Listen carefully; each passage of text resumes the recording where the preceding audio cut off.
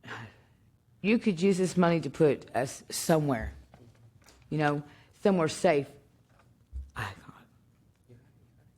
You could help us get into housing. You could put money into these vouchers everyone keeps talking about, because I'm not seeing anything that's better than increasing sweeps. Thank you. Next, on item B2, Carrie Ann Smith, Kate Graziani, Lauren Perkins, Lily Hughes, Paul Tardy. Please state your name and begin speaking.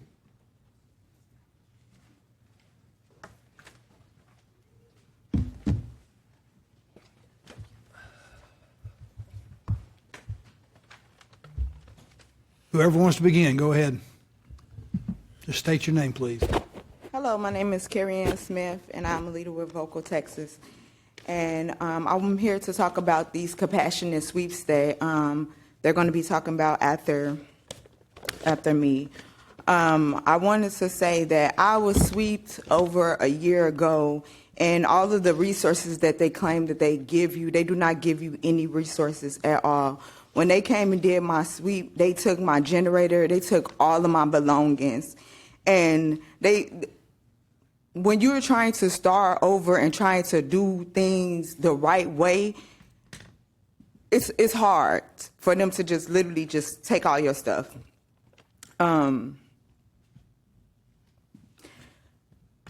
when they took my stuff, one of the things, like the officers, they literally antagonized you. Like, they took my bike, riding it down the street, up and down the street. Now, after they rode it down the street, they stole it with the rest of my belongings. Never came back with any resources, no housing, no resources to anywhere. Just left me out there in the streets.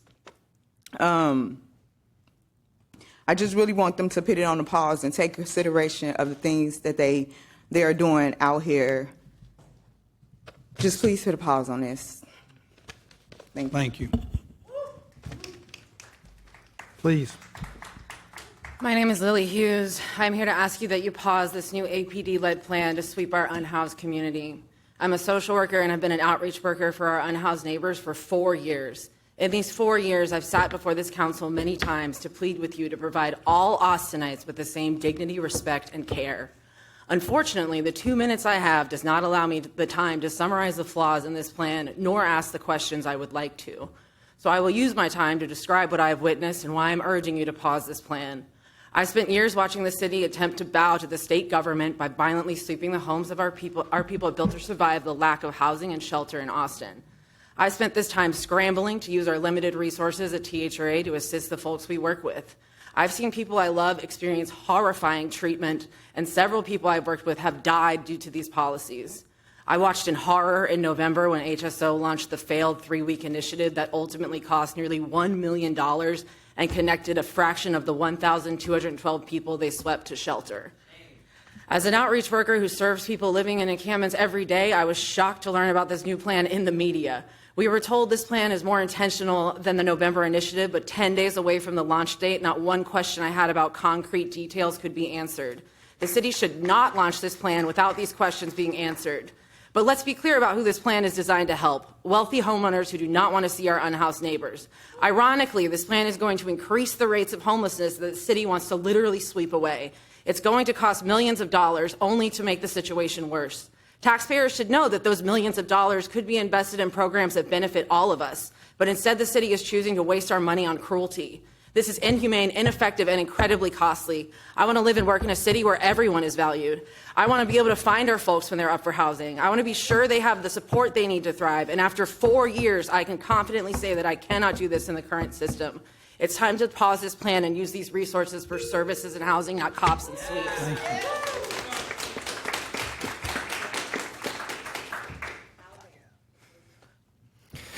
My name is Loren Perkins. This plan manages homelessness instead of ending it. It prioritizes coordination, metrics, and system performances and leaves intact the conditions that make people die outside.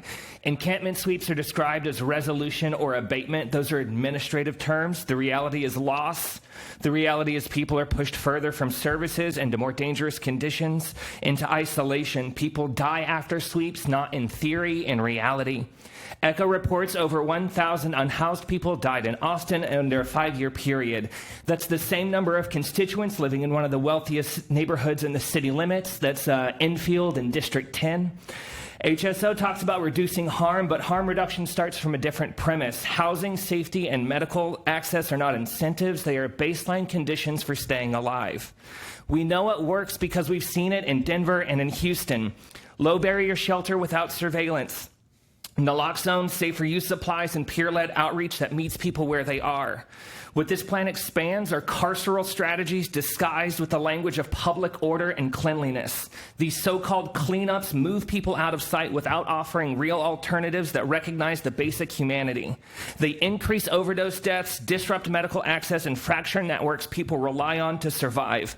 Displacement is not care, it is violence. So the question is not whether is this plan coordinated, the question is coordinated towards what? Because this looks like an attempt to end, not like an attempt to end homelessness, and more like an attempt to manage its visibility, to make it less disruptive to the people in the city who already have housing, stability, and political power. So here's a hard question.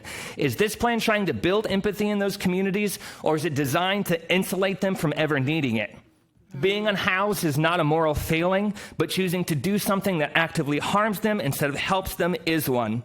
When you choose to listen to the wants of someone in $1 million house instead of the needs of someone in a $30 tent, when you put their discomfort of visibility of poverty above the basic needs of impoverished, you see who you really are. Your time has expired. Thank you.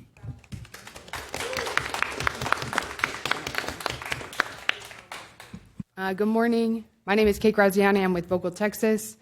Yesterday, you should have all received a sign-on letter that I think will be distributed this morning. If you haven't received it, it's signed by 31 organizations representing service providers, faith leaders, labor, advocacy, and civil rights organizations.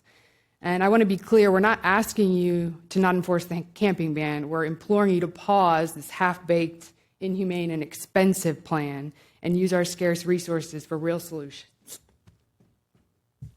I was part of the coalition that helped overturn the camping ban back in 2019, and I ran a service provider organization for people who are unhoused. So I know full well that the camping ban did nothing to solve homelessness, and I think you all know that too. So why do we have this plan that doubles down on enforcement when we know that it won't do anything to solve homelessness? Where did it come from? Why does it lack real solutions for people? Despite what's been said in the media and what you might hear today, this plan is not a connection to housing plan. It's not a let's move you to a safer place plan. This is a policing plan, plain and simple. And it's the easy way out. And I get it, things are tough right now. You're facing a strapped budget, increased pressure from the state and from the feds. It's hard to find good service providers to run the programs, let alone find a neighborhood where they will be allowed to operate.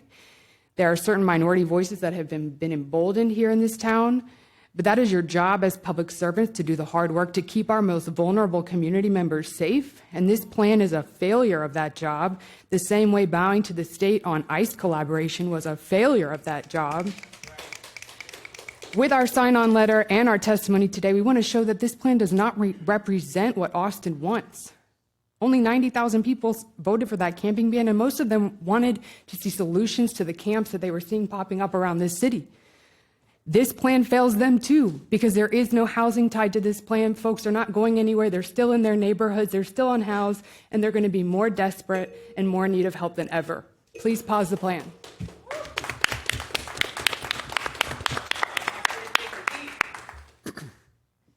My name is Paul Tardy.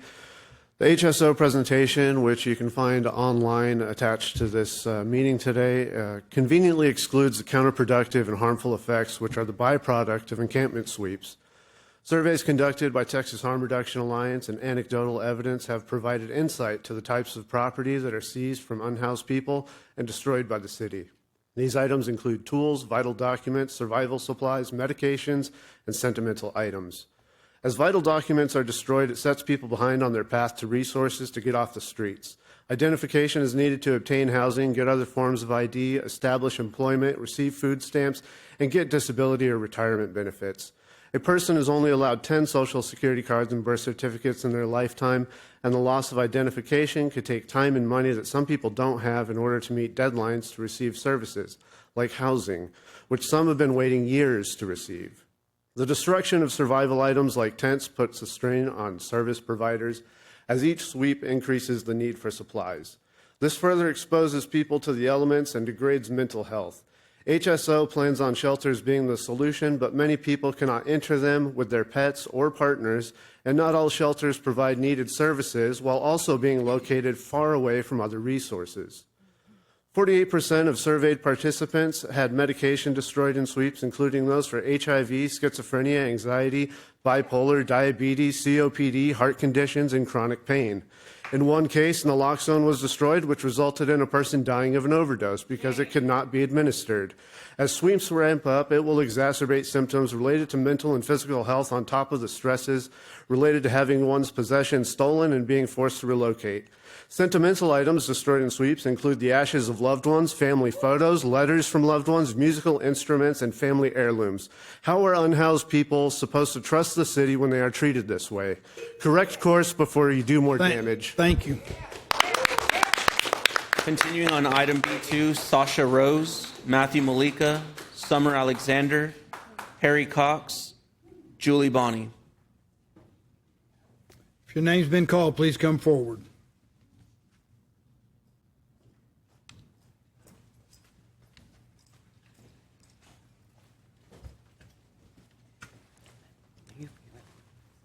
Hi, council members. My name is Sasha Rose. I work with Austin Mutual Aid and a numerous amount of organizations here that are currently trying to address solving homelessness. But let's be real. This plan does not solve homelessness. It's actually an approach to displace people without addressing why they are unhoused in the first place. So the reality is we have about 3,000 shelter beds, but 5,000 to 6,000 people experiencing homelessness every year. Full stop. That means we have no place to go. This plan essentially uses the incarceral system as a form of shelter. That's what we're looking at when we have APD-led sweeps. This leaves thousands of people with nowhere to go. And at the same time, for every 100 extremely low-income households, there are only 23 affordable and available units. I watched the whole thing from earlier as well. We are cycling people through incarceration instead of housing. In Travis County Jail, an estimated 400 to 800 people at any given time are dealing with homelessness or housing instability. And nationally, 1 in 4 people leaving jail will experience homelessness within a year. At this point, we have to be honest. We are using incarceration as a form of shelter, not because it works, but because we have not built enough housing or shelter. This is not a solution. This is a system failure. And this has life or death consequences. In Austin, hundreds of people experiencing homelessness die each year from exposure, untreated illness, and instability. Sweeps increase that instability. They make people harder to reach, harder to support, and more likely to die. This plan is also geographically inequitable. If you look at the city's own maps, services and enforcement areas are concentrated in specific areas, primarily central Austin, South Austin. We're just pushing people farther and farther out. That reflects a pattern of pushing both homelessness and responses into certain communities rather than distributing the solutions equitably. This is spatial segregation, and it matters. We are known for this, y'all. The housing mismatch. People are being swept. They're often living on SSI, maybe $900 a month. Social Security at the top is $800 a month. They can afford $300 to $600 in rent. We're talking about 70 to 80% MFI. That's $1,500 to $2,000 per month. Thank you very much. We're off base. Please go Good ahead. morning, Mayor. My name is Summer Alexander. And hello, good morning, council members. My name is Summer Alexander. I'm a reentry and recovery peer specialist at Texas Harm Reduction Alliance. And I'm here again today to speak against B2. I'm asking you to pause the plan. I'm urging you to invite the trusted organizations that work within these communities every single day to be a part of the planning and execution of solutions like this. Organizations like Texas Harm Reduction Alliance, ECHO, Heart of Texas, and Vocal. The people who are out here day to day working directly with these individuals. They need to be met where they're at. We collect the data. We understand what they're going through on a day-to-day basis. I was completely blindsided to learn this plan was even being put in motion. Right now, what you have created is a Band-Aid. It does not provide real solutions to real problems, and I can show you why. Yesterday, a peer of mine, a man living with 2 end-of-life medical conditions, was evicted by the very organization that was supposed to be housing him. He is back on the streets this morning, and the last words he said to me last night was, "I'm convinced I'm going to die here." That is horrible. I am born and raised in the city, and I am disappointed. When he was housed, he was still fighting 2 criminal charges that he bonded out on, charges he accrued as a result of being unhoused in the first place. He bonded out specifically so that he did not lose his housing. Despite that sacrifice and despite the promises made to him, he lost it anyways. This is the cycle that no one from this dais wants to talk about. We sweep, cite, and arrest people for being unhoused. Then the very few who can present vital documents because they might have them after they've been swept, they are given keys. Once housed, the criminal cases we've given them, they follow them into their apartment and then they're thrown right back out on the street again. We are paying tax dollars to house people and then simultaneously prosecuting those same people. We are funding both ends of a cycle that fix nothing. The plan in front of you expands sweeps to 6 to 5 days a week and tracks citations and arrests. Thank you very much.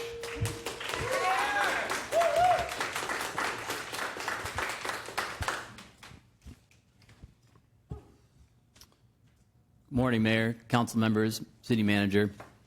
My name is Matt Malika. I'm the executive director of the Ending Community Homelessness Coalition, or ECHO. My testimony this morning is going to be a little different, but following the same thread as some folks we've heard today. I want to express appreciation for HSO and their team overall through the work they've done over the last several years. And I want to thank this council for some investments that they've made in ending homelessness, investments in permanent supportive housing, investments in emergency shelter, and investments in rapid rehousing. ECHO makes decisions here in our community based on data and lived experience. The data here is known to all. It's obvious that encampment sweeps and raids do not end homelessness. In fact, they exasperate it, as many of the people here you've heard here today have discussed. The data, however, ignores political realities. We understand budget shortfalls, and we understand state and federal strategies. We know the pressure that this council and community is under. We have suggestions on how the plan could be made better, and we'll send to the Homeless Strategy Office. But I want to take a minute and talk to you about James. James lives under the bridge at Cesar Chavez in Mopac, and he has for 7 years. James is dying of cancer, brain cancer, and liver cancer. It's metastasized. I went with James and showed him the presentation from the Homeless Strategy Office yesterday. James asked about the blue dots on the map that you're going to see during David's presentation, and he recognized his own dot. He asked what the council members would say about the dots, and who do they see? Do they see people making calls, concerned about encampments, or do they see the people in the encampments? James's quote was, "Solving for the caller will win elections. Solving for the people will solve the problem." Thank you, Mr. Malika. That concludes all speakers on item B2. Thank you. Thanks for everybody speaking. And Mr. Gray, you have the floor.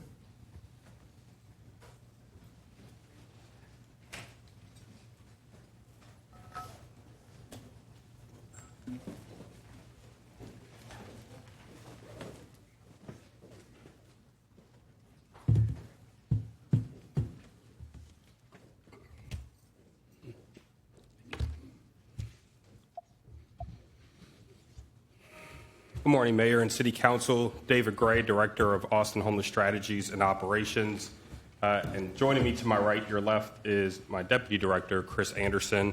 And then we have a number of staff from the department here as well, in case you have questions for us regarding the presentation, as well as representatives from a variety of city departments who do this work with us. Today we'll be providing you with an update on several elements of HSO and work that we've been performing since the last time we've had a check-in with all of you.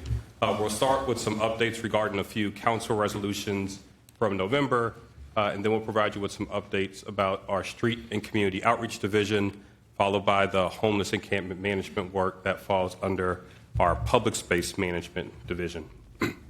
So to get into the two city council resolutions, this first resolution from November directed the city manager to do a variety of things. And in the interest of time, I'm going to skip down to that fourth bullet, which talks about expanding the Violet Keep Safe program. The Violet Keep Safe program is a program that's actually run by the Austin Community Court. It provides safe storage for individuals 7 days a week, open from 7 a.m. to 7 p.m., although closed for 2 hours in the middle of the day for lunch. The Violet Keep Safe program employs people with lived experience, and for data from last year, over 640 individuals were served through the Violet Keep Safe program with an average engagement of 86 interactions per day. The Violet Keep Safe program was transitioned to Austin Community Court in an unfunded manner, and yet the court has run this program exceptionally well, increasing it to the current 7-day operations back in 2021. The court is in the process of expanding storage solutions for people at the Violet Keep Safe facility. They're transitioning from those purple Violet Keep Safe bins that many of you are familiar with the stacked gray bins, which provides both a more dignified experience for people who are storing items at Violet Keep Safe and allows the community court to accommodate more people. And then we are working in partnership with the Austin Community Court for an additional 50 bins. Of course, as part of the resolution from November, it did ask us to look at options for expanding locations across the city, and our ability to do that will depend on cost drivers that we're still in the process of calculating and determining. Another resolution from November, it was on that same city council agenda, directed us to do a number of things regarding the development and production of a homeless encampment management dashboard, as well as some modifications to the Austin 311 system to make it easier for residents to get in contact with the city when they had questions or concerns regarding homeless encampments in their neighborhood. Beginning with the 311 service request process, as the process exists today, there is no dedicated service request option for homelessness if you were to call into 311. Typically, what you would need to do is select another option, such as a request about parks or streets, and then through that pathway, you make a report about homelessness. All of those reports about homelessness then get directed to our office, where we average about 150 reports a week, or 700 to 750 reports a month. In our future state, the goal would be to have a dedicated service request process specifically for homelessness to empower residents to reach out about encampment concerns and to also request outreach when they want some assistance for individuals who are experiencing homelessness. If it is an immediate hazard, those calls will continue to get rerouted to 911 for a public safety response. And then the data from the 311 calls will feed directly into the dashboard, which I'll touch on the next slide. We are working with Austin Energy's 311 team to bring forth this enhancement, and we plan to have this done by the end of the year. When it comes to the dashboard, we are still in the process of developing a homeless encampment management dashboard that would be publicly viewable by all, as well as allow us to do better coordination internally. We are working with Austin Technology Solutions, Austin 311, and the city's ArcGIS vendor to develop a suite of solutions around the dashboard, where we're taking encampment information as well as a variety of other business data layers to populate the map, with the goal of having this feature ready for testing later this year and the full solution out simultaneously with the Austin 311 updated process.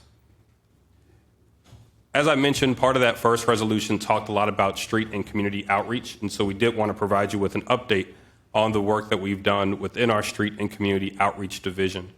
This division, which is led by Raven, who's here in the audience today, the goal of this division is to connect with our unhoused residents and provide them with access to stabilizing systems of care and to deliver needed resources. Our core value through the street outreach division is to establish trusting relationships with people who interact with this division, make sure that we're meeting our clients where they're at geographically and in life, and honor their motivations to come into shelter or connect with housing or other supportive services, and also make sure that we're looking after the well-being of our staff who are on the front lines doing this work so that their cup is filled as they try to fill the cups of other people. Our street and community outreach work is anchored in 3 core tenets, which include reducing morbidity, identifying pathways to safety and to housing, and improving our response to unsheltered homelessness. In terms of the actual work performed by this team, it's typically categorized into 4 key buckets. The first is assessing needs of individuals who are on our streets, connecting those folks with resources, understanding what the unique challenges are, and how do we make sure that we're prioritizing services to connect people with the right resources at the right time. This team also distributes supplies to individuals on the street. I do want to be clear that our supply distribution is in compliance with all local and state laws regarding what we're able to do. And so typically the supplies that we would distribute include things like hygiene kits, inclement weather supplies when we know it's going to be a cold night or a particularly hot day, bus passes, Narcan, water, etc. The third involves coordinating services and referrals. We worked with a variety of outreach partners to make sure that folks who are on the streets get connected to the services that they need to not just survive today, but also get them on a path off the streets. And so those connections could be with healthcare resources, navigation, diversion, shelter, and other community assets. And the ultimate goal of this team is to increase stability, supporting our clients and help them sustain their engagement over time, ultimately with the goal of getting them into stable housing. As I mentioned, we work with a variety of community partners in order to deliver the work in these 4 key buckets, and I'm really grateful for all the partners that engage with this team on a daily basis. One of the things that we do currently is we hold weekly coordination calls with a host of community organizations and partners who do street outreach work as well. And it's a place for these organizations to share information with the city, let us know what the needs are, also for us to share information with them and let them know what our needs are and what our operations are. You've heard a lot about the encampment management piece already. You know, one thing that we did through these weekly meetings was actually provide updates about the encampment management work and the map of those locations with those outreach partners so that they could let us know if they were doing work in certain spaces, and we would hold off on the encampment management if those partners are doing work. We believe that having these weekly coordination calls have created a real trusting foundation for collaboration and partnership, and ultimately for all of us to do this work better as we pursue improving the lives of people who are unhoused. Beginning in the summer, we will start doing biweekly case conferencing. This is very similar to doctors and nurses who round in a hospital.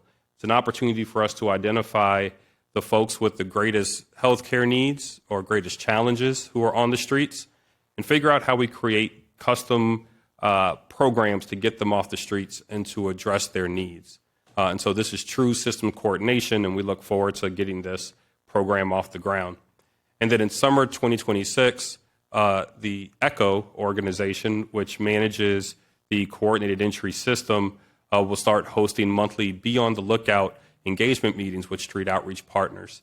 That Be on the Lookout list is a list of individuals whose names have been pulled for rapid rehousing and permanent supportive housing and other housing resources.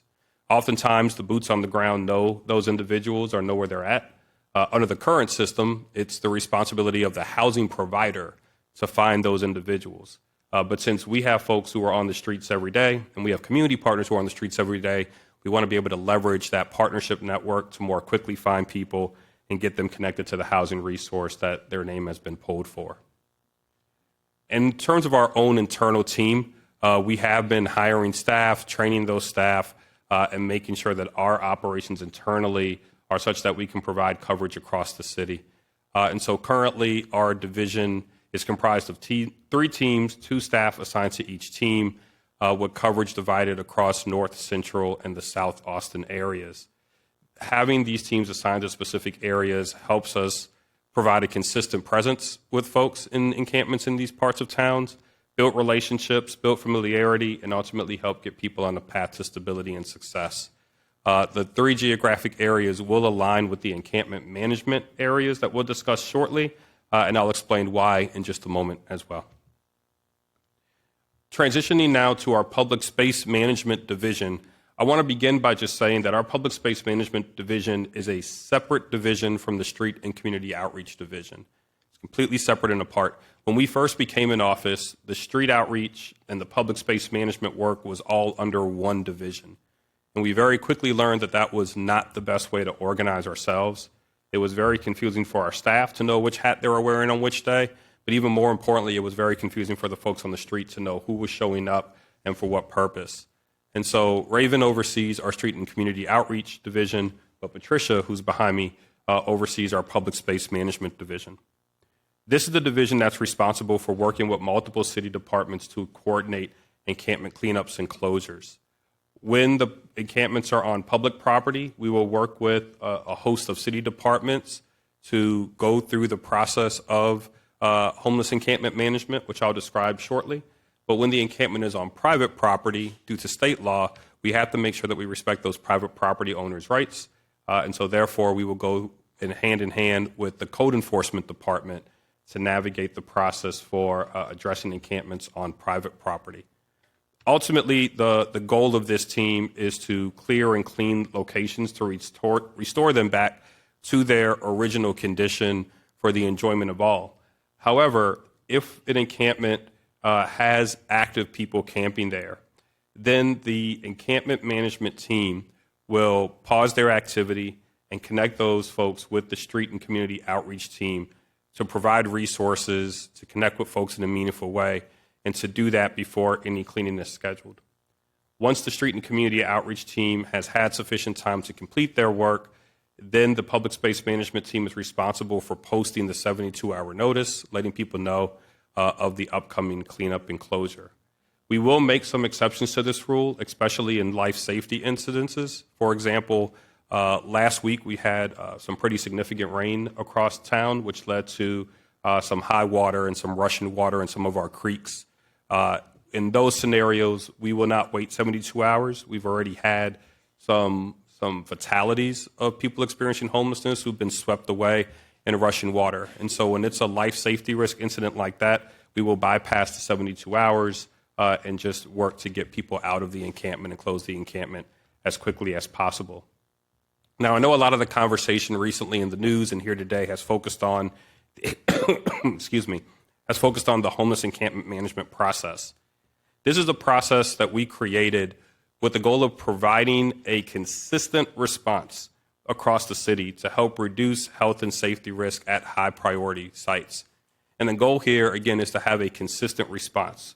We want the public, from our housed residents all the way to our unhoused residents, to know how the process should work and what they should expect to see when the city has been called to come in and clean and clear out an encampment.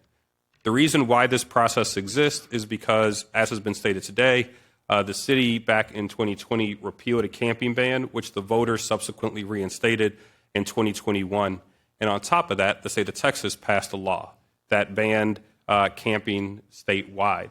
And so we do have to do encampment cleanups and closures, but we believe that the homeless encampment management process allows us to still do the things that the voters of Austin and that the state are requiring us to do, but to do it in a person-centered way and in a way that leads with our ethics and our values.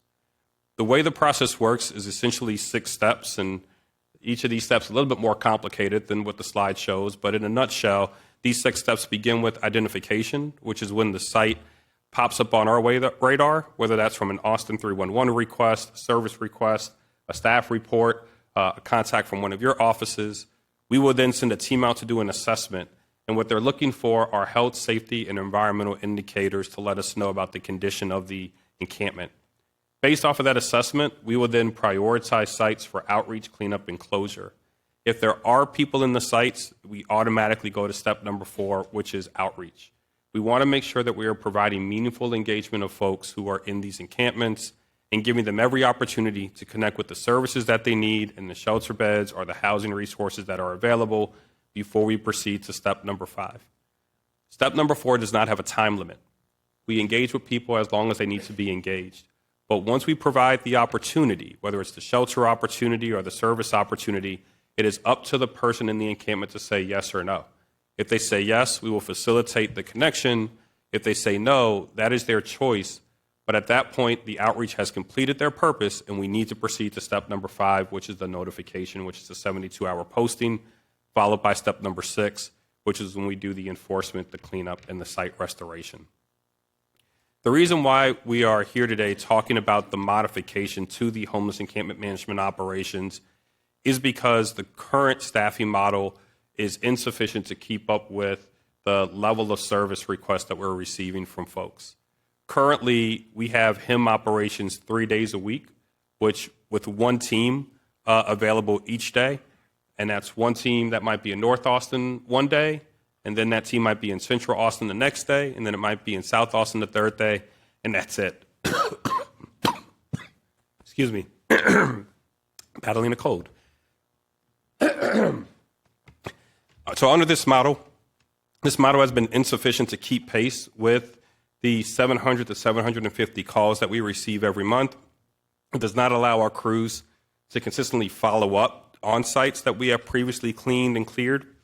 It also leads to a lot of recurring encampment activity, which ultimately means that we do not have sustainable progress when it comes to reducing risk. And we also are seeing an erosion of public confidence and trust in the process, and staff feel like they are unable to deliver their best work in a truly sustainable manner. Under the new structure that's launching in mid-May, thank you, sir. Under the new structure that's launching in mid-May, we will shift to having 6 homeless encampment management teams that are working citywide 5 days a week. 3 of these teams are geographic-based teams, so one focused in North Austin, one in Central, and one South. A 4th team that's focused on roadways and transportation corridors. A 5th team that's focused in waterways, and a 6th team that's focused on litter abatement. Now, across 5 of these teams, as have been mentioned, there are Austin police officers who are attached to these teams. And I want to be very clear about why those officers are there. Those officers are not attached to these teams with the intention of citing people or making arrests. Those officers are there for 2 purposes. One is to protect city staff that are out attempting to do the cleanups and the closures. We have had instances where city staff have had weapons drawn on them, or we've had people act very aggressively towards city staff. And this is not just unhoused people. Some of these are folks who just do not like the fact that cleanups happen. The second reason is because we've done cleanups before where we've had housed neighbors show up at an encampment and antagonize and belittle unhoused folks who are watching their stuff get discarded. And we don't want that to happen either. When we have APT attached to these units, it helps us maintain a level of decorum and safety for everybody who's in that area. Now, that's not to say that citations and arrests will not happen. If somebody refuses to leave the area, the officer might have to issue the citation. The citation is a Class C misdemeanor, and that person is referred to community court, where they could have that citation handled in a non-fine-based way. If the police officer sees evidence of illicit or illegal activity in the encampment, if somebody's manufacturing drugs or there's sex trafficking happening in the encampment, the officers will have to respond, as is their duty. But that is not why they are going out. Those things are a byproduct of stuff that they might see in the encampment.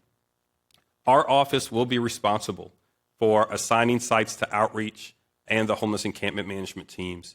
I know in the past some folks have expressed confusion as to who is ultimately responsible and accountable for the process working. The accountability stops with us when this process is followed.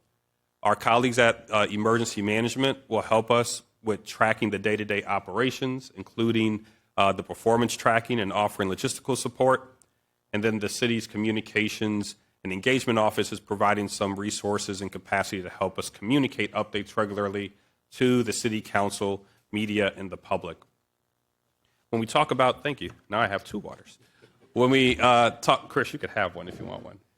When we talk, Chris does not want my cookies. Okay. When we talk about how we prioritize locations for these operations, there's a number of criteria that we consider. We begin with looking at sites that are on the Keep Clear list through the HEAL initiative, which again is that initiative where we set aside shelter beds for everybody in an encampment. And over the course of 3 weeks, we create our own by name list. And then in the 4th week, we move everybody into the shelter. And then we spend multiple subsequent weeks restoring the space to its intended public use. Because of that level of investment, we then designate those sites as Keep Clear areas.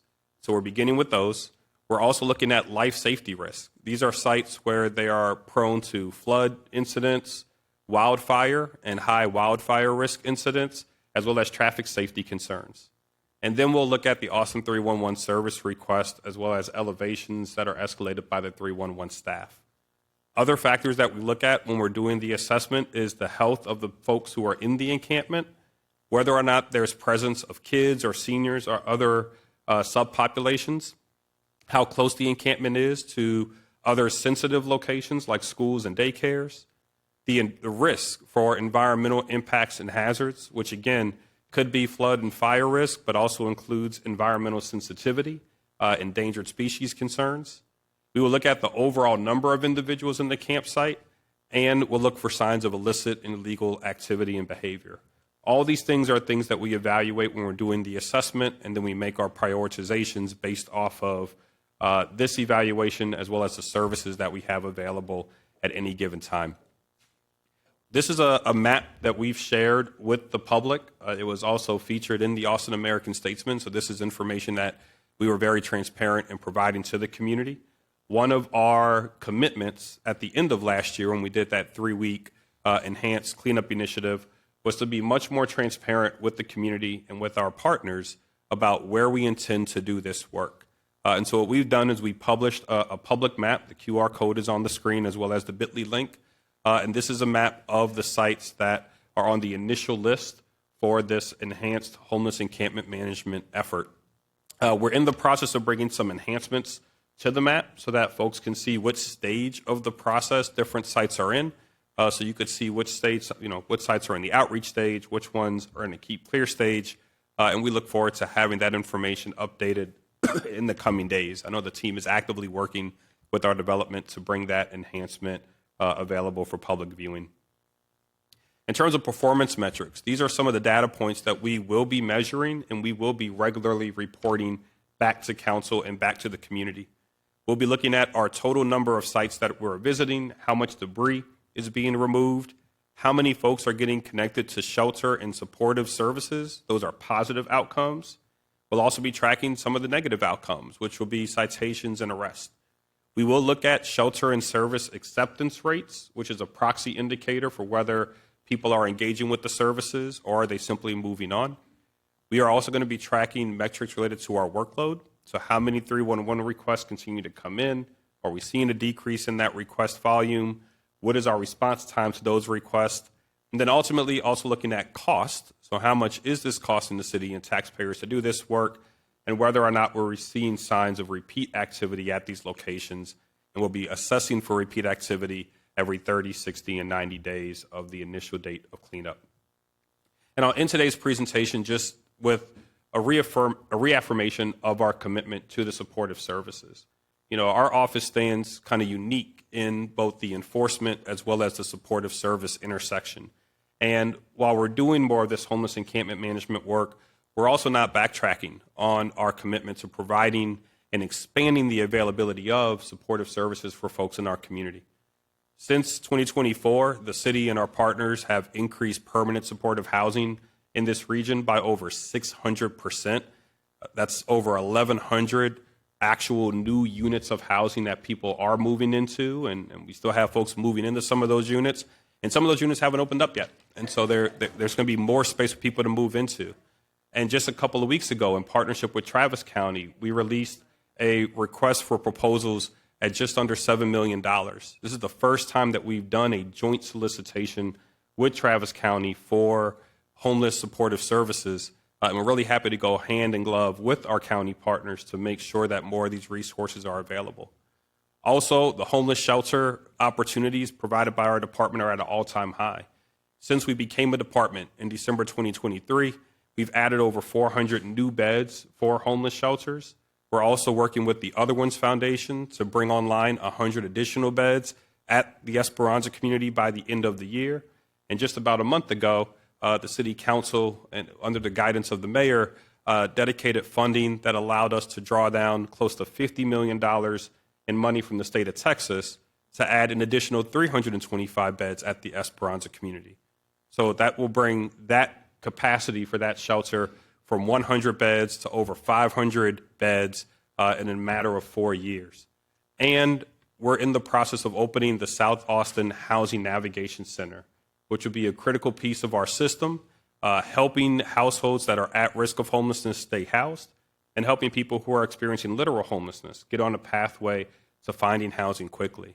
So again, I just want to reaffirm that we are still committed to doing these things and more to make sure that folks have meaningful opportunities and pathways to get off the street. And so with that, I thank all of you for the time this morning, and our team, as well as my colleagues from other departments who are here today, are happy to answer any of your questions. Thank you, Mr. Mayor. Thank you. Councilmember Velasquez. Thank you, Mayor, and thank you, Director Gray. I also want to say thank you to your team and Lieutenant Marcus Johnson for the time that y'all have spent, the numerous conversations that we've had around this issue, and the being open to the suggestions that we've made and adjustments that we've asked for. I did have a couple of questions. What oversight is going to be in place to ensure that protocols regarding our outreach and connection with services and proper communication will be followed? Thank you, sir. So currently, in the lead up to this, we've done a number of things with city staff from multiple departments to ensure that people are educated and informed about what the process should be. Patricia Barrera on our encampment management team has also created very specific operational plans for each of these locations so that folks understand who's there, what sites have been cleared for cleanup and closure, what sites are still undergoing active outreach, and Patricia will have regular check-ins with all those departments around the work. We currently have 2 set check-ins a week with multiple daily interactions, but looking to increase that, again, just to ensure that departments are not going to sites that are slated for outreach, and they're not going to clean up sites where the posting hasn't happened. So ultimately, our department will be responsible for managing that. If there are any issues, we'll be sure to direct that with the departments and make sure that they clearly understand where the violations occurred and how we take the corrective actions to ensure that people are following the process that we've just laid out today. Thank you. And when it concerns the training that APD will be receiving regarding providing outreach services, would that be a question for you or for Lieutenant Johnson? Sure. Yeah, I'll invite Lieutenant Johnson to talk about some of the APD specifics, and I'll also invite Patricia Barrera from the encampment management team to talk about some of the work that she's done to also ensure our officers are prepared to provide people with resources and information when they're part of these cleaning crews. But first, we'll go to Lieutenant Marcus Johnson from APD.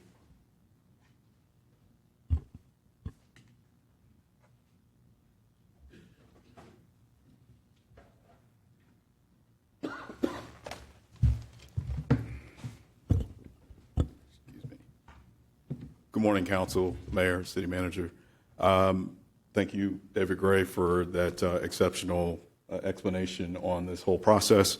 Regarding the outreach efforts, and one thing I want to make clear before I continue is it's been brought up many times that the Austin Police Department is leading this, but I think David Gray has clarified that the Homeless Strategy Office is leading this entire operation and the outreach efforts.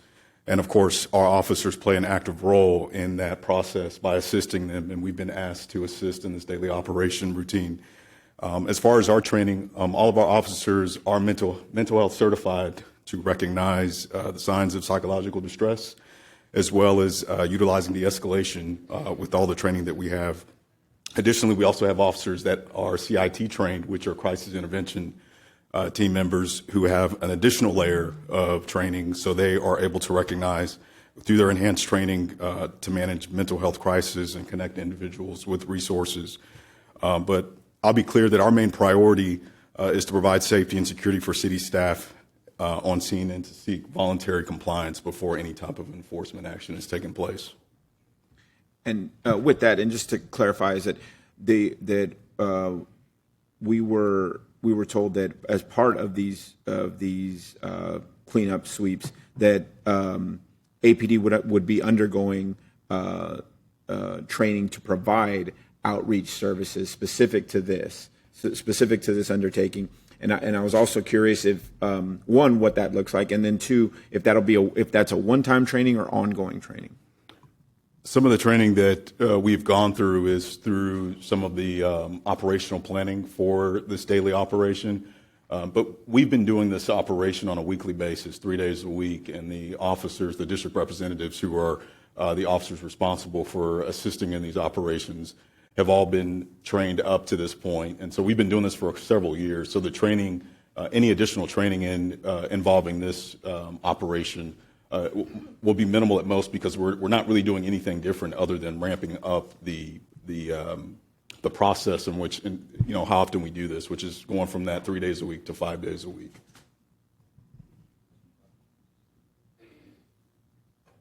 Good morning. My name is Patricia Barrera. I'm the manager over the Public Space Management Division. We did do quite a bit of operational review and training for the APD as well as the rest of the crews.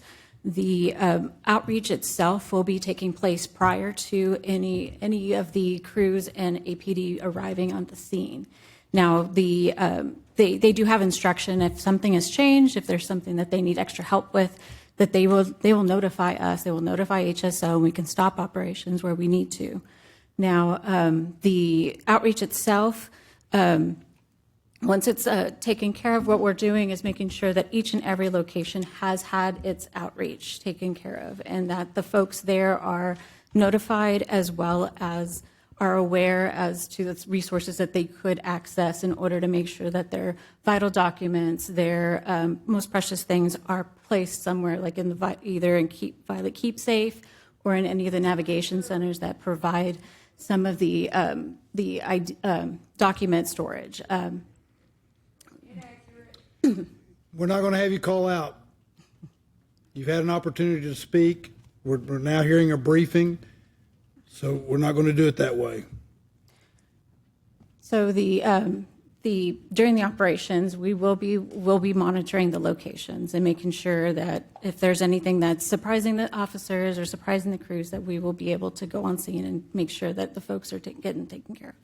Thank you. And I'm sorry. Just a quick addition to that. So part of the reason why Austin Emergency Management is attached to this operation is because they have access to certain software that allows us to upload videos, kind of document the process, make sure things are happening in proper order. And so I'm appreciative to them for giving us access to those resources. That's just another layer that we'll be able to use to make sure that the operations are happening in the way that we described them today. And more importantly, if things are not happening, right, we'll have kind of access to that too, to understand exactly where breakdowns occurred and how we take the corrective action to get things back in proper order. Thank you. And I know there's a little overlap on this, but what constitutes a reasonable amount of time for folks to gather their belongings within an encampment before it's enforced? And is there room for this to be adjusted as necessary? Sure. Let me talk a little bit about the outreach piece, and I'll turn it over to Lieutenant Johnson to talk about, once we get to the reasonable amount of time and you get to the encampment management piece. One thing that we've committed to this process is when you get to that step of outreach, we want to give our outreach staff the amount of time that they need to make good on an outreach connection. So if Raven and her team are out in an encampment and there's somebody there who says, hey, I want to go into a shelter, and we do not have a shelter bed available that day, we will tell that person, stay in place. We will make sure the encampment management team knows that we have an active operation, outreach operation going on here, and that this site is not ready for the encampment management component. And so we will continue to check in with that person up until the moment when the shelter bed is available. Now, once that shelter bed is available, in that case, then that person is prioritized for that placement. We've now given that person multiple days to prepare. We have that bed available, and our hope is that that individual will come into shelter voluntarily. We cannot force people to enroll, but we can provide them the opportunity to come in. Once that person says yes, we get them in the same day. But if that person says no, then there's a posting for 72 additional hours before APD or any of the encampment crews come in. So I just wanted to start at the beginning because I think it's important to contextualize what Lieutenant Johnson's about to say by saying that there is multiple days of outreach followed by at least 3 days of notice about an impending cleanup before APD and the cleaning crews come in. So with that, just context, then Lieutenant Johnson, if you want to talk more about once the teams arrive, what is the reasonable amount of time? Thank you. And here at Austin Police, we understand that these site operations are sensitive in nature, and that's why it's important that the Homeless Strategy Office puts out that 72-hour notice in the signage so that individuals are aware that cleanup is coming. With that being said, when we do arrive, in addition to that 72-hour notice, we're there to give another 15 to 25-minute notice to give them an opportunity to collect belongings. But within that, officers are ensuring that individuals are picking up their belongings, important documents. I have personally witnessed and seen on body-worn camera footage of officers doing just those things and reiterating to individuals that they're giving them opportunities to comply with the cleanup. This is all to ensure that we're in compliance with city policies, and we're also managing our limited resources. So we have to be physically responsible whenever we're bringing officers out there and city crews to clean up. We don't want to stay at one particular area for an extended amount of time, but we also recognize that we need to be cognizant that we might be dealing with someone with mental health issues or something of that nature. So we need to also be flexible, and we recognize that. So we're not rigid. We prioritize that flexibility, and on a case-by-case basis, we're willing to extend that olive leaf and give additional time when needed and when necessary. And if needed, there have been times where the officers have reached out to the Homeless Strategy Office for an additional contact or to request that they come back out to provide services or outreach. Thank you. And my last question is about the dashboard. How are ARR and APD, how will they be reporting metrics on the dashboard once it launches in the fall? So for that question, I'm going to invite up Charles Lucen, who is our project manager for the dashboard. So over the next several months, an internal dashboard is being developed, and we're using a tool made available to us through Austin Emergency Management. As David mentioned earlier, what we can expect later this year is transitioning over to a purpose-built geographic information system technology suite.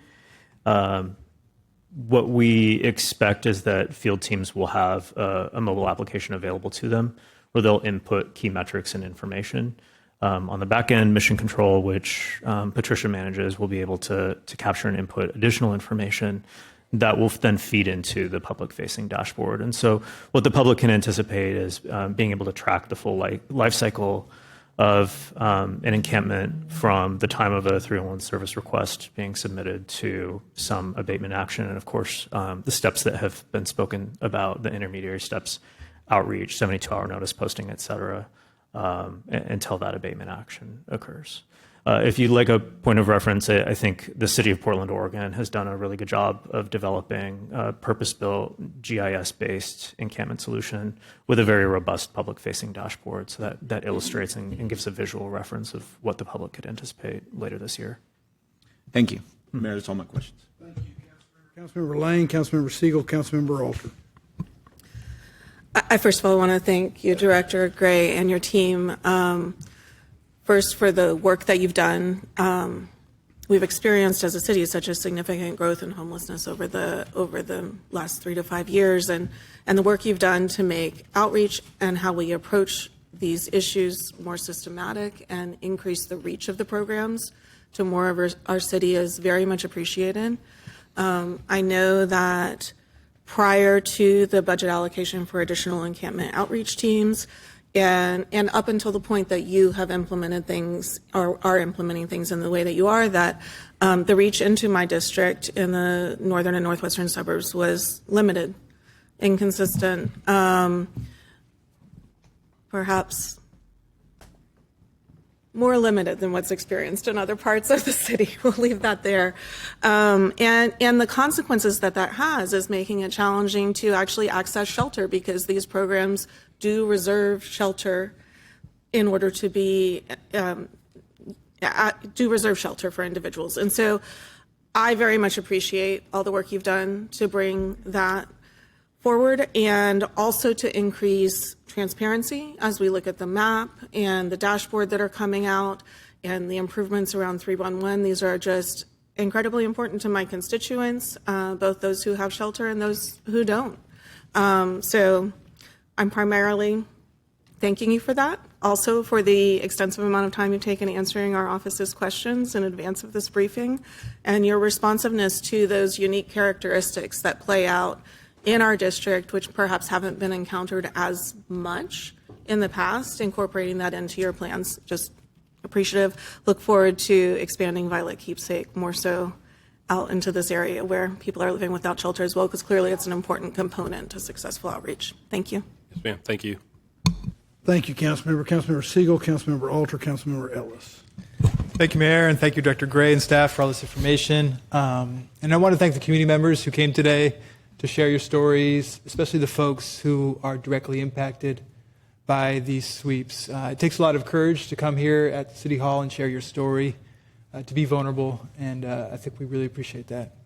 I just want to say that I'm not comfortable that our city is ramping up sweeps so rapidly without providing new support programs and services. I don't see how, in the aggregate, this does improve public health or public safety.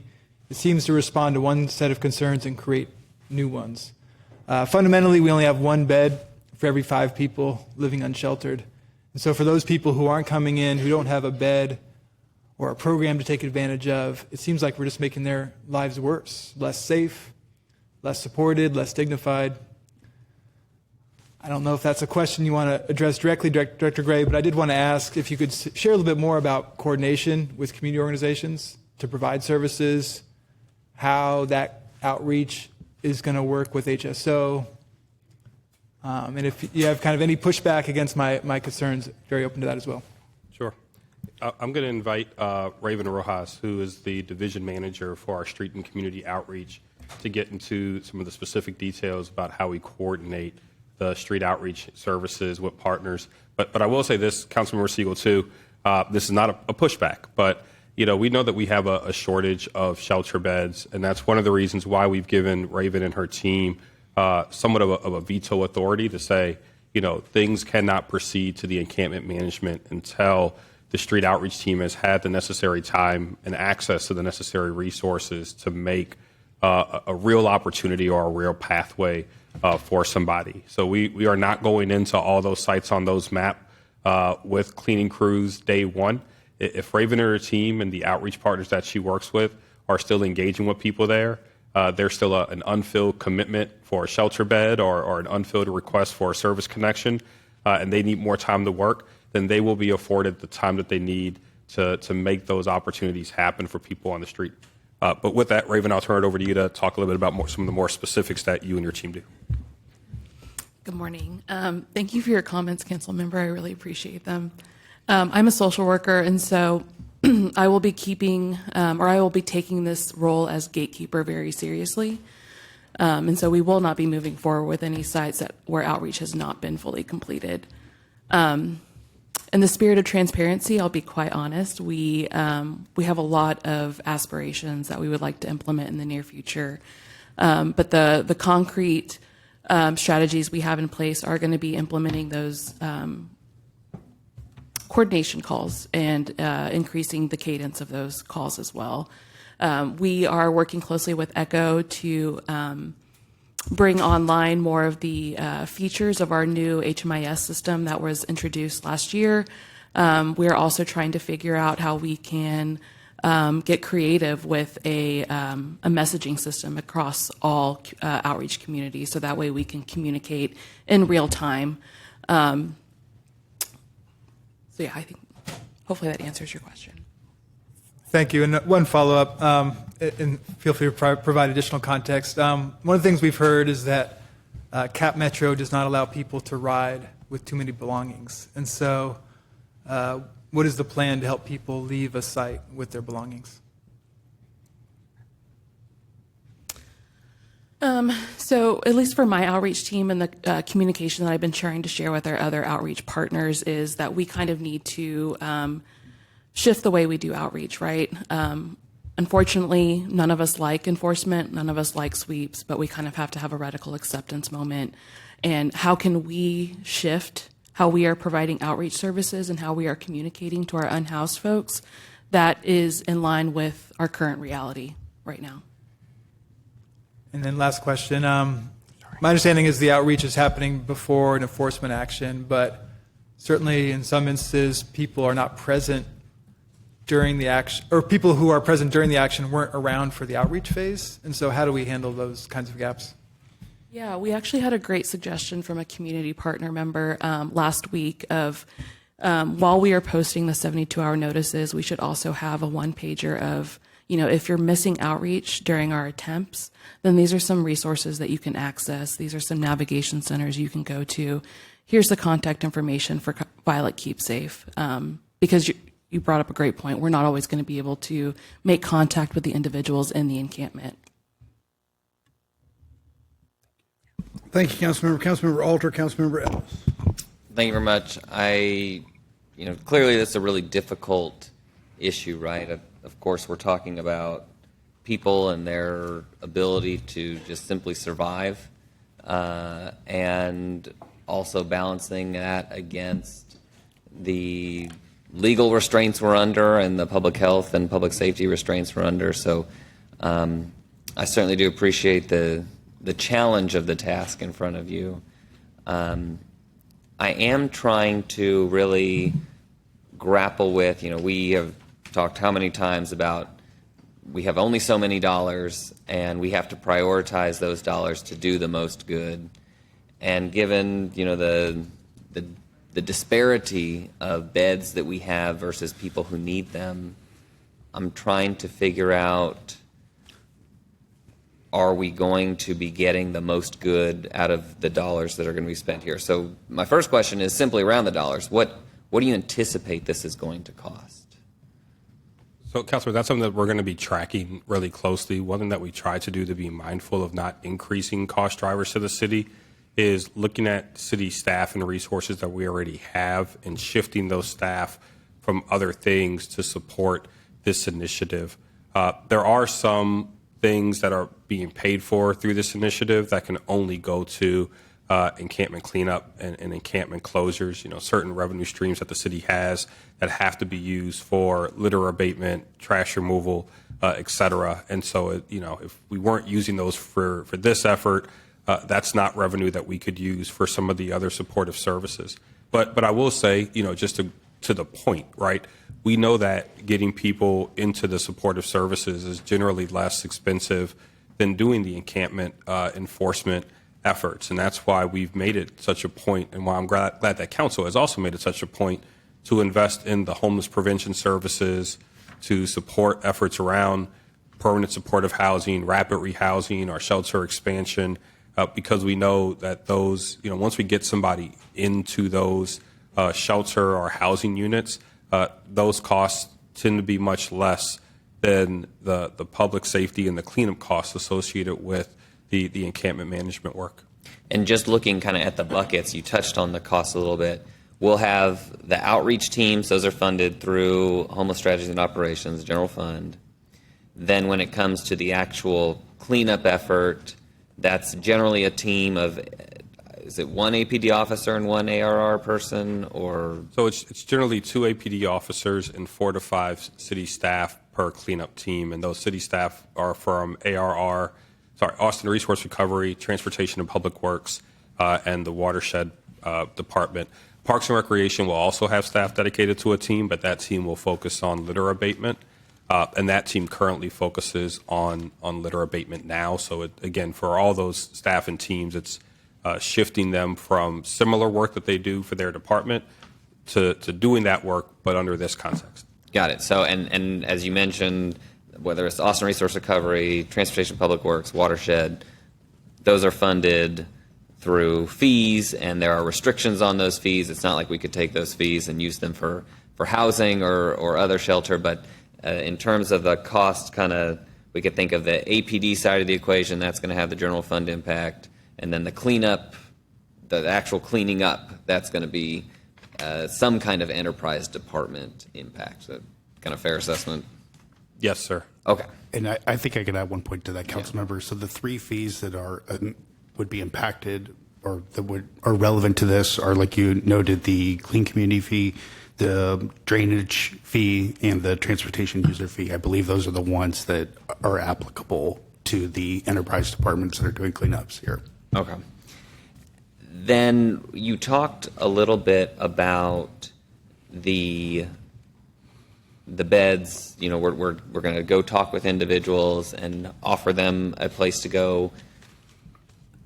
If we are wildly successful, right, and everyone takes us up on a shelter bed, what kind of capacity do we have right now? Not the raw numbers. I mean, I know how many total numbers we have, let's say at Northbridge or Southbridge, but how many actually open beds do we have on a given day? Yeah. As of today, we have approximately 45 open beds right now across the system, with an additional 30 beds that will be opening in the coming weeks. And so that's our system capacity as of today. But I want to be clear, too, you know, every day we are doing the work to get people out of shelter. Shelter is not intended to be anybody's permanent destination. We want to get you into housing. So while that 45 bed count available, like that's the available count today, that number can increase or decrease tomorrow. It really just depends. We have outreach crews right now in some of these locations working to bring people into shelter today. So the capacity is always a moving target. It is something that we track and measure. But that's also why I made the commitment that if somebody wants a shelter and a bed is not available that day, we will not deploy outreach. We will not deploy encampment cleanup. We will not post until the bed opens up for that client and we were able to get that person into the shelter bed. And are we holding, like for HEAL, we'll hold certain beds open. Is that the same plan here? So there are certain shelters where we prioritize those shelters for encampment management activities. And so historically, Northbridge and Southbridge have been prioritized for the HEAL initiative. Marshalling Yard has beds that are set aside for APD, our outreach groups and other outreach groups. And then Arch and H Street tend to be the beds that we use for clients who self-enroll or get on a wait list for shelter. And so we'll predominantly be using Marshalling Yard, Northbridge, and Southbridge to support this operation, ensuring that Arch and H Street can continue to provide beds for folks who, want and are self-seeking shelter. But this is something that we are looking at. Raven, I talked a little bit about the new HMIS tool that ECHO is still in the process of fully bringing online. One of the elements of that tool is a shelter bed management platform, and we're looking forward to being able to work with ECHO on building out that platform, and that will help us just be able to make some more real-time adjustments to shelter bed management, not just within the city shelters, but also across the regional shelter ecosystem. Right. Well, one request I would have as we look at the kind of tracking of metrics, if you could help report out or track for us kind of the number of beds and days held open. If we're holding a group for 5 days, 10 days, I still do have some concerns around that model. I understand the rationalization, but given the limited resource, having beds that are just sitting unused, while there are people out there who very well would use them if we target it right, I continue to have some concern there. I saw on the map that there are some former HEAL sites. Of course, the ones I'm most familiar with, Remenchuk and Ben White or Pack Saddle Pass. Are those sites where we think we're going to do encampment cleanup, or are you identifying sites as well where we just need to continue to keep the area clean? Well, I guess let me just stop there with that question. Yes, sir. So once through this new initiative, once we do that work of cleaning and clearing a site, at that point the site does become a clear site. And under this new model, we will be revisiting sites multiple times a week to ensure that they are kept clear. And that does include those former, or I guess even current, keep clear sites under the HEAL initiative. Okay. I just want to kind of understand what's going to be different, right? We have had HEAL sites that we've said we're going to keep clear. They don't. So how this will be different. And I'm sure you've thought of that. I want to make sure that yes, sir. Yeah. Well, and that's part of the challenge with the existing model, again, is that we have 3 teams that go out 1 day per week per team in a different part of town. And so in talking about that location, you have one rapid response team That's an APD and Austin Resource Recovery team. Once a week, they're going throughout all of South Austin to do encampment cleanups at sites that we posted. At that level of capacity, you're not able to keep clear those former heal sites. The moment that team leaves, people know that they have at least a week to resettle, and in some cases people do. And from the public's perception, it looks like the city has not done anything, and we are not able to sustain any safety progress that we've made at those locations. Under the new model, you'll have 5 teams working citywide 5 days a week. So it's a significantly enhanced staffing upgrade. But what that will allow us to do is then be able to revisit those sites on a much more consistent basis. So again, multiple times a week. And so that is part of why we're moving in this direction. It's to both make sure people have meaningful opportunities for outreach and engagement, but once that occurs, we're able to maintain the progress on the sites that we've already addressed. Sure. Well, just kind of one final comment for you, and I have a couple questions for APD. But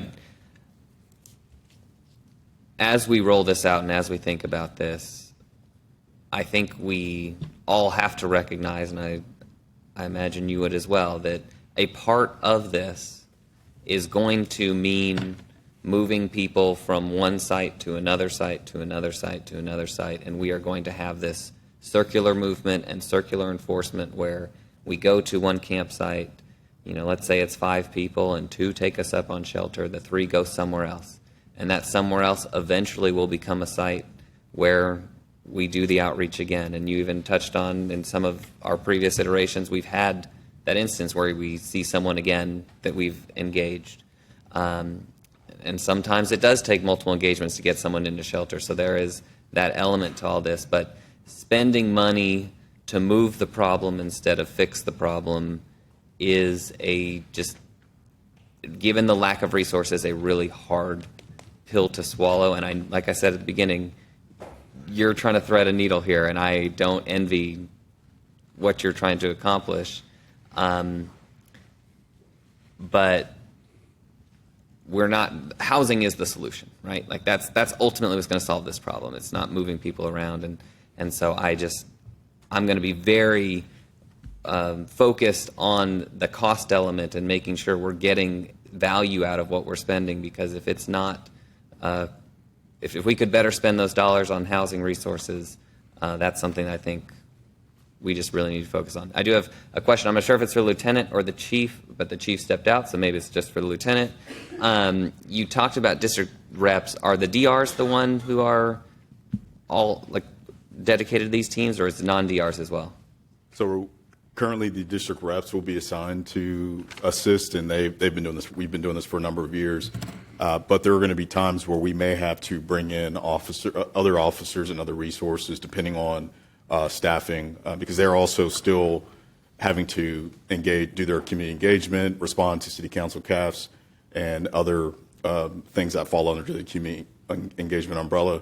So we are trying to maintain that proper staffing level for David Gray in the Homeless Strategy Office. And so under the current state of play, you talked about the 3 teams are going out once a week, once north, once central, once south. Now we're going to have 5 teams going out daily, so that's a total of basically 30 engagements, so a significant increase.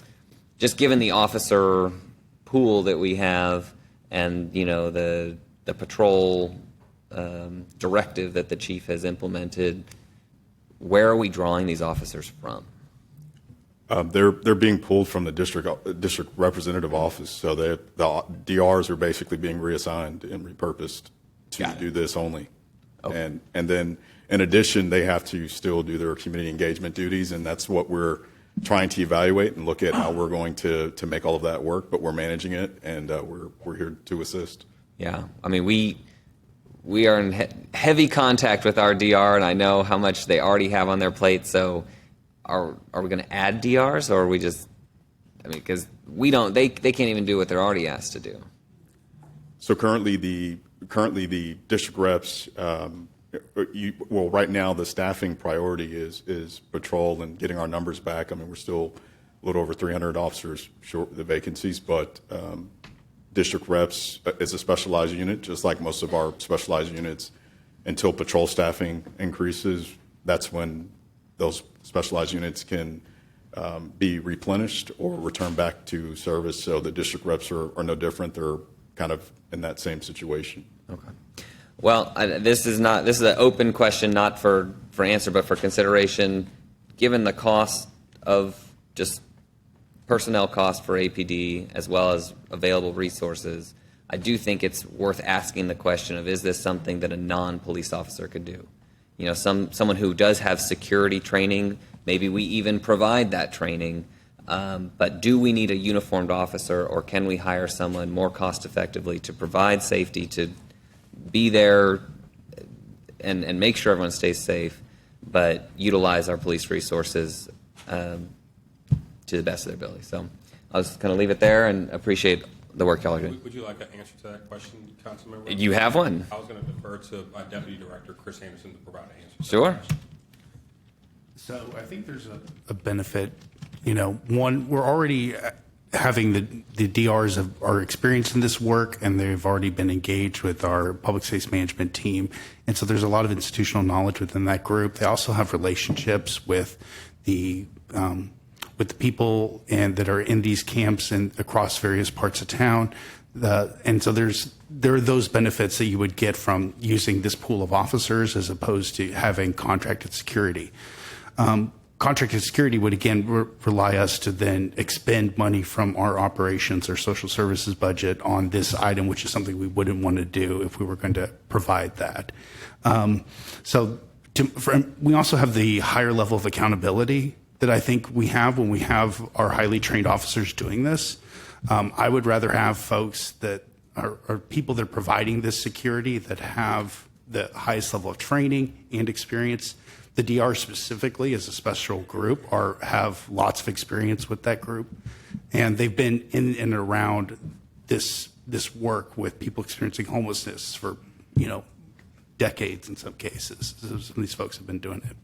So it's also the preference that we got when we spoke to our cleanup department. So from resource recovery, TPW, and others, that was the feedback, was that we liked having the officers there because of that.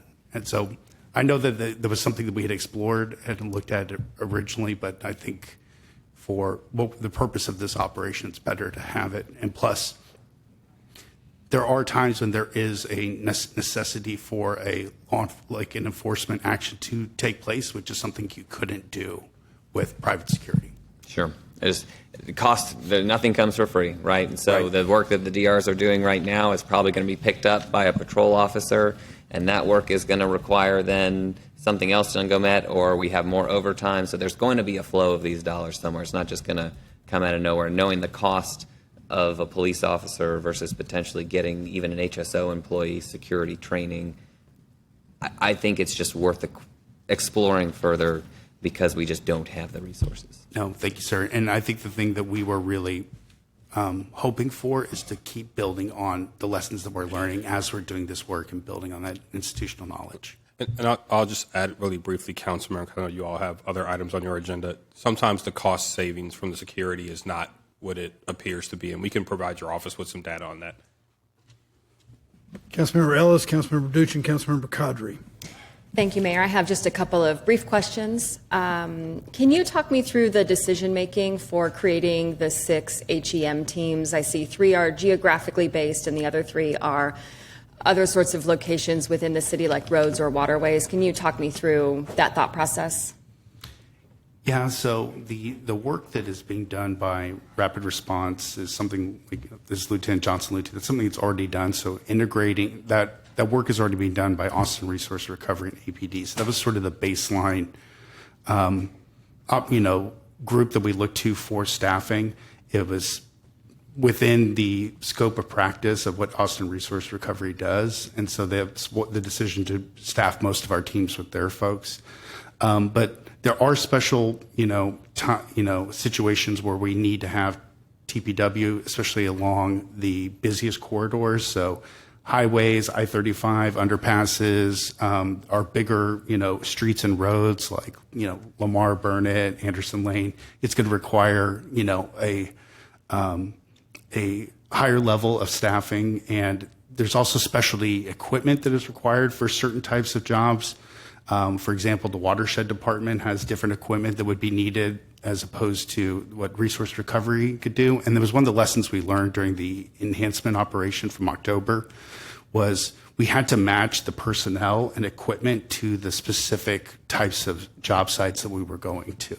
So putting transportation and public works employees in a watershed was not the best use of time and resources. They often didn't have the right equipment. So the idea was to have representation from each of those sort of types of encampments, and then being able to then spread the work out from those teams. Okay, and so it sounds like maybe the teams aren't the exact same size in that case. You may have, the transportation team requires more vehicles and more personnel than other teams. Yeah, and like, for example, Team 6 is specifically a litter abatement team. So it's a team that actually doesn't have assigned officers to it. It is there for post-cleanup litter abatement. For our, more sophisticated cleanups, we're using heavy equipment and where they're picking up, using grapplers to pull up, sort of the larger debris. And what it leaves a lot of fine particulate that needs to be sort of picked up by hand. So that is a separate team that would be doing that work. So we're trying to match the skills and the needs of the job with the different teams that are assigned to it. Okay, and I see that litter abatement is Austin Parks and Recreation. Is that happening in conjunction with the Other Ones Foundation and the Workforce First program, or is it a separate team? Yeah. So, Calvin, that's a separate team. Yeah. So, right. So and we do not use the Other Ones Foundation contract to do any work on active encampment sites, and that's largely because the individuals who are employed through that program are people with lived experience, and so what we're trying to do there is avoid any harm, trauma by having folks with lived experience go into other people's encampments and feel like they're clearing people out. So those teams focus on separate litter abatement. Okay, I see. That is helpful information. And then is the Clean Creeks crew the folks that are doing the watershed protection? Yes, ma'am. side of So it? that is part of the watershed commitment, is using some of the capacity from that crew. Okay, fantastic. And then I have another location that I know we've talked to y'all about that's not reflected on the map. Is there specific criteria by which it reaches a threshold where it will end up on the map? Excuse me, Do we have Councilor. a correct- I'm sorry. We have a clarification to make regarding the Clean Creeks crew. I'm going to invite Amy to come and provide a little bit more context on that. My apologies. Okay. Good afternoon, council members, mayor, city manager. So the Clean Creeks crew is going to continue doing some of their work with watershed, but there was also a watershed team that will be handling creeks as part of this effort. Okay, so a specific focus on encampment assistance versus the entire crew that kind of goes around in circulation over the course of a year to help keep the creeks clean? Yes. Okay, that's helpful. And then I have one location I know that we have been in communication with your office about in the district that's not reflected on the map. Is there just a specific threshold by which some of these locations might end up on the map? So there are locations on this map that's based off of the prioritization factors that I had laid out in the presentation. However, there are other teams that will be assigned to do other work throughout the city. I know your office has shared some information with us, and we have folks who are out doing some assessments in those areas. But the homeless encampment management program is just one program under the public space management division.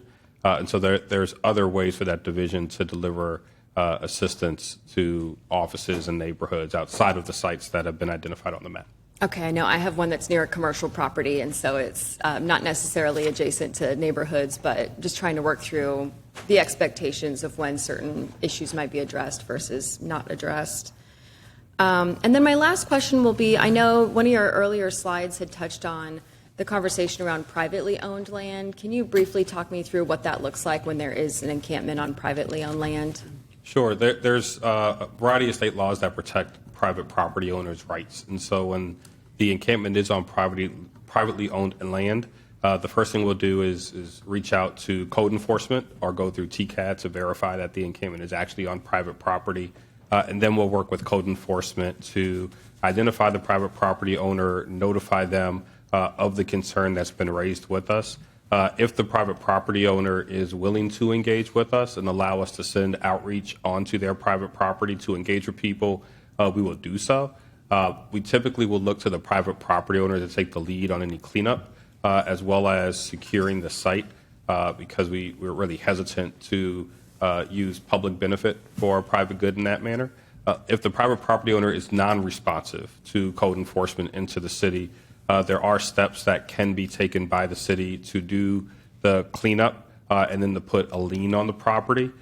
We do our best not to go that route if we don't need to. However, that is an enforcement option that is available to the city. But we will work with code enforcement on anything related to private property because they have the unique subject matter expertise on those state laws.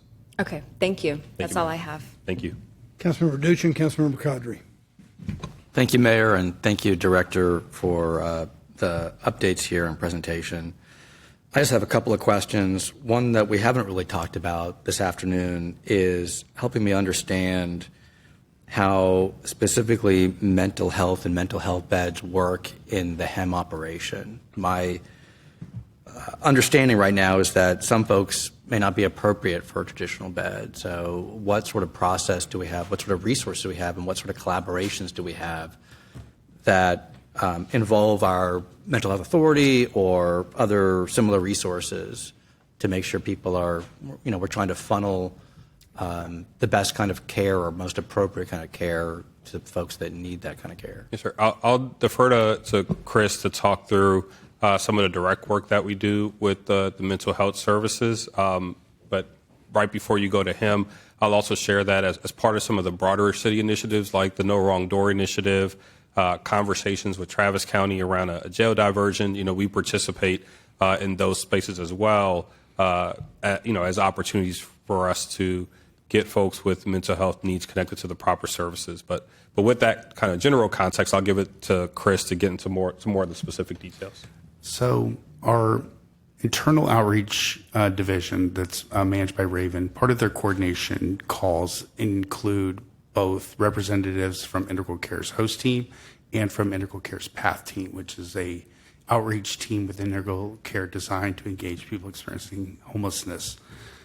So we are working with folks that we feel like might be most appropriate for a referral for behavioral health services through through Integral Care, and coordinating and doing the staff casings that are required to, meet the specific need for each of those individuals.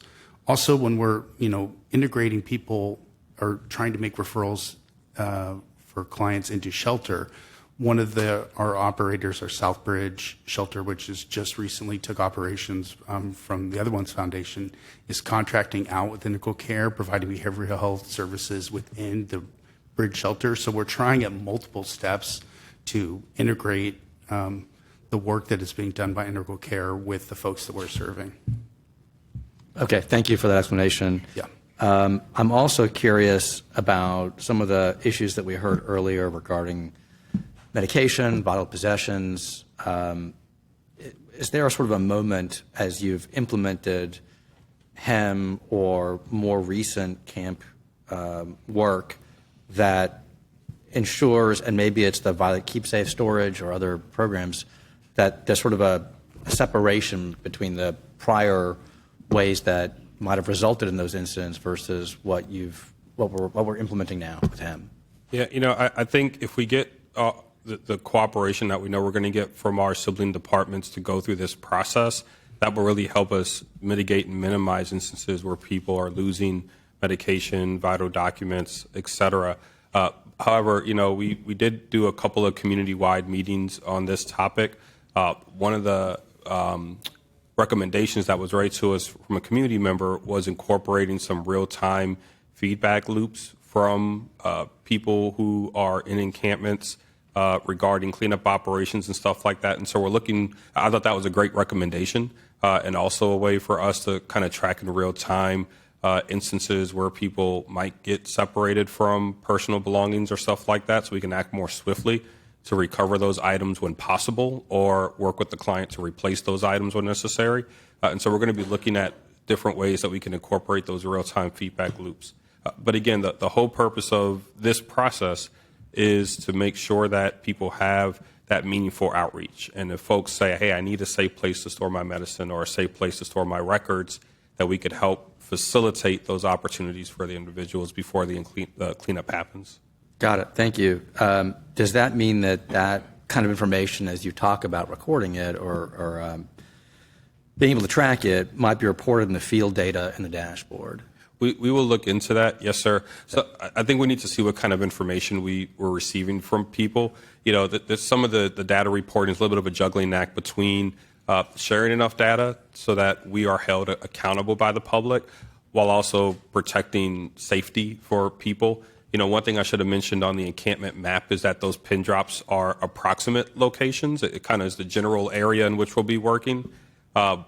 We didn't put the specific encampment locations on that map because we've heard from other cities that did that when they put in the specific encampment locations, bad actors went into some of those encampments and did bad things. So all the data sharing is a little bit of a juggling act between wanting to be transparent while also wanting to protect individuals' rights. And so within that context, we'll look at the feedback that we get to try to suss out, you know, what we think can be shared and should be shared versus what might be somebody's personal private information that we need to just maintain some confidentiality around.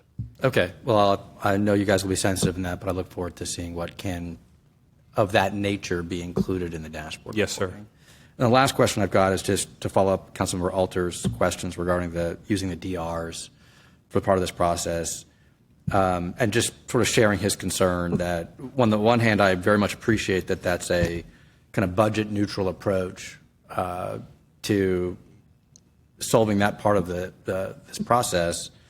I do worry about, and I know you and I have talked about, maybe over time, as they become familiar with whatever it is, the process or the camps, or that they may become more efficient over time as they address or participate in the HEM program.